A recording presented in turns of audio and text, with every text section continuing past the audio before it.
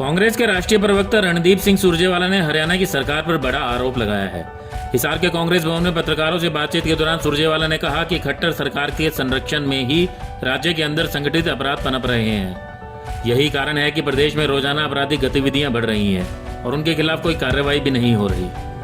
हिसार में व्यापारी विपिन थरेजा से फिरौती मांगने के मामले में विपिन से मिलने के बाद कांग्रेस भवन पहुंचे सुरजेवाला ने किसान आंदोलन पर कहा कि जिस अपराधी को कांग्रेस सरकार के समय में 6000 किलोमीटर दूर जोहान्सबर्ग से पकड़कर सलाखों के पीछे भेजा गया था, उसे खट्टर सरकार ने व्यापारियों से फिरौती मांगने के लिए खुला छोड़ दिया है। किसान आंदोलन पर सुरजेवाला ने कहा कि आंदोलन का पहला चरण पूरा हो गया है, जिसमें किसानों को जीत मिली है। एमएसपी पर उन्होंने कहा कि आंदोलन इस वक्त इसलिए हुआ क्योंकि सरकार किसानों को सही एमएसपी नहीं दे रही, जबकि कांग्रेस सरकार किसानों को उचित एमएसपी देती थी।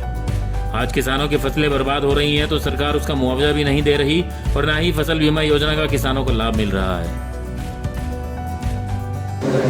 आज हम सब साथी मिलकर विपिन थरेजा जी के जो ऑटो मार्केट में उनकी दुकान है वहां गए। सच्चाई ये है कि हरियाणा प्रदेश अपराध की गिरफ्त में है, कानून व्यवस्था मृतप्राय है, प्रशासन और शासन का दिवाड़ा निकल चुका है। चारों ओर प्रदेश में हिसार हो, जींद हो, कैथल हो, भिवानी हो, गुंडों का शासन है। अपराधियों और गुंडों ने दुकानदारों और व्यापारियों से आए दिन फिरौती, लूट, डकैती, प्रॉपर्टी पर कब्जा करना, कत्ल, गोलियां चलाना, डराना धमकाना व्यापारी, दुकानदार, व्यवसायी के साथ पूरे हरियाणा में ये एक आम बात हो गई है। हिसार शहर जो कई मायनों में हरियाणा का ताज है, उसमें जिस प्रकार से एक नौजवान व्यापारी विपिन थरेजा के साथ एक नॉन गैंग ने 25 लाख रुपए फिरौती के मांगे, ये अपने आप में चौंकाने वाली बात है। ये वही गैंग है जिनको कांग्रेस की सरकार में हम जोहान्सबर्ग दक्षिण अफ्रीका से पकड़कर लाए थे और जिस गैंग के मेंबर्स को नाजायज पैरोल देकर खट्टर सरकार ने जानबूझकर छोड़ दिया ताकि वो अब व्यापारियों, व्यवसायियों और दुकानदारों से खुलकर फिरौती मांग सके। मैं ये इल्जाम बड़ी जिम्मेवारी से लगाता हूं। यही नहीं, इससे 1 महीना पहले भी आजाद नगर हिसार में सतेंद्र ठेकेदार के ऊपर गोली चलाई गई थी। पड़ोस में जींद में 23 तारीख को इसी महीने की गुंडों द्वारा श्याम सुंदर बंसल व्यापारी की हत्या कर दी गई।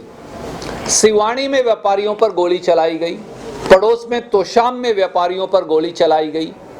कल ही 24 घंटे से कम हुए 3 बड़ी सनसनीखेज वारदात हरियाणा में हुई। बड़ौदा उचाना में बैंक लूट लिया गया, घरोंडा करनाल में बैंक लूट लिया गया और रिवाड़ी में एक शर्मसार करने वाली घटना सामने आई जब एक बेटी के साथ पुलिस के लोगों ने ही बलात्कार किया, जिन पर अब मुकदमा दर्ज है। सवाल बड़ा सीधा है। वो गुड़गांव में हर रोज गैंगवार हो रहे हैं, फरीदाबाद में हर रोज गैंगवार हो रहे हैं, वो भिवानी हो, वो हिसार हो, वो जींद हो, वो कैथल हो, वो करनाल हो, अब कोई प्रदेश का जिला संगठित अपराध से अछूता नहीं रहा। खट्टर सरकार कर क्या रही है? ना मुख्यमंत्री श्री मनोहर लाल खट्टर एक शब्द बोलते, ना उप मुख्यमंत्री श्री दुष्यंत चौटाला एक शब्द बोलते। कहीं ना कहीं, और मैं बहुत जिम्मेवारी से कहता हूं, ऐसा प्रतीत होता है कि खट्टर सरकार का संगठित गिरोहों को प्रत्यक्ष या परोक्ष संरक्षण है। ये लोग ऑटोमेटिक हथियार कहां से लेकर आते हैं? ये लोग बेखौफ होकर व्यापारियों से फिरौती कैसे मांगते हैं? ये लोग दुकानदारों पर गोलियां कैसे चलाते हैं? ये लोग आए दिन वो डॉक्टर साहिबान से, राइस मिल के मालिकों से, ऑटो व्यापारियों से, कपड़ा व्यापारियों से, हर उद्यमी से पैसा कैसे मांगते हैं? तो सरकार नाम की चीज कहां है? क्या कोई शासन या प्रशासन बचा है? हरियाणा में क्या गुंडों का शासन है? संगठित अपराध का शासन है या फिर हरियाणा के अंदर कानून और संविधान का शासन है? खट्टर साहब, इसे एक चेतावनी माने हरियाणा की 2.5 करोड़ से अधिक जनता की। या तो इस संगठित अपराध पर नियंत्रण पाइए, वरना आपको गद्दी पर बने रहने का अधिकार नहीं। हमारा केवल यही कहना है। कोई भी प्रश्न आप पूछना चाहें तो स्वागत है। बहुत सारे मुद्दों पर सरकार बैकफुट पे है सर, जबकि इनेलो में जो यहाँ पे एलनाबाद में इलेक्शन देखने को मिले तो कांग्रेस का कुछ खास प्रदर्शन देखने को नहीं मिला, क्योंकि और मुद्दे बहुत सारे थे। इस पे क्या कहेंगे? देखिए, चुनाव का नतीजा सामने है। प्रदेश कांग्रेस की अध्यक्षा कुमारी शैलजा जी ने कहा है कि वो इसका विश्लेषण करेंगी। मुझे विश्वास है कि वो विश्लेषण करेंगी और जैसे ही पार्टी इसका विश्लेषण कर लेगी हम आपके साथ उसे साझा करेंगे। इसमें भूपेंद्र सिंह हुड्डा ने एक कैंडिडेट गलत चुना गया और जो इलाहाबाद चुनाव आ रहे वोटर क्यों नहीं आ रहे, ये हुड्डा साहब ने सवाल किया। मैंने आपको इसीलिए कहा, कुमारी शैलजा जी ने कहा है कि वो इसका विश्लेषण करेंगी, तो मुझे विश्वास है, सबको विश्वास रखना चाहिए। जिसे प्रदेश कांग्रेस का अध्यक्ष नियुक्त किया गया है उन पर सबको विश्वास रखना चाहिए, वो चाहे मैं हूं, चाहे बड़ा कोई नेता हो या कोई कार्यकर्ता मेरे जैसा हो। किताब एक चर्चा में सलमान खुर्शीद जी खुद मनीष तिवारी सब नेताओं ने सवाल भी उठाए इसके ऊपर, तो आप कुछ कहेंगे? देखिए आदरणीय साथी, मैं किताबों पर टिप्पणी नहीं करता। खास तौर से किसी व्यक्ति की व्यक्तिगत राय हो सकती है। भारतीय राष्ट्रीय कांग्रेस की ओर से मैं अनेकों बार कह चुका, हम किसी व्यक्ति की, आपकी कोई राय हो सकती है, एक और मित्र यहाँ बैठे उनकी राय हो सकती है, एक तीसरे भाई बैठे इनकी राय हो सकती है। हम क्यों व्यक्तियों पर टिप्पणी करें? कि trade and marketing, that means न्यूनतम समर्थन मूल्य का निर्धारण भारत सरकार की जिम्मेवारी है।